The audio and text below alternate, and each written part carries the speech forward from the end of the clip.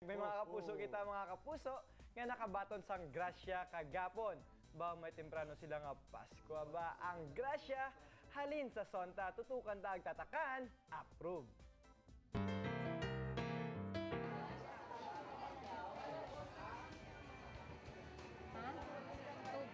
Libre nga konsultasyon, kag libre nga mga bulong.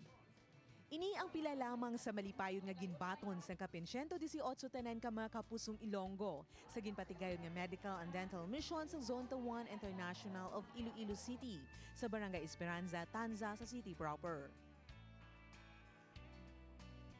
Sa 118, 63 ang kabataan.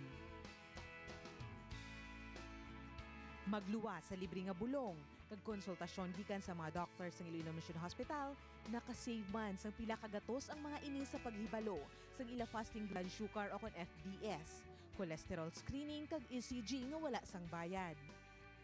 Kag kun abi ninyo mga taga-barangay Esperanza lang ang nakaambit sa bulahan nga serbisyo, dira kamo nagsala mga kapuso, bangod pila man sa mga pumuluyo sa ibang nga barangay malapit sa Barangay Esperanza ang nakaambit man. Si Lola Genoveva ang isa sa ila.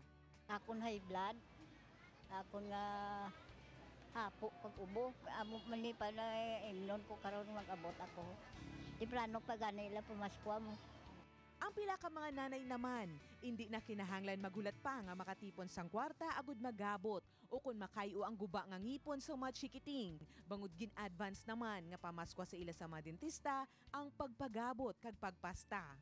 Bagabot namon para libre man ang bayad sa gabot, wala sa pangabulong.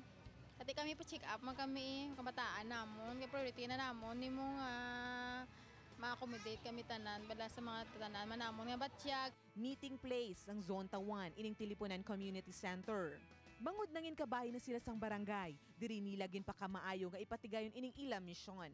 The Tilipunan Community Center is actually owned or run by Zonta 1. Alright, so this is our school. Alright, it's a small school, but we have parents and children here who need medical and dental attention. Ini ang isa lamang sa mga proyekto sa ila grupo agud mabuligan ang kapareho nila nga mga kababainhan. Aslo nga buhi kami tanan.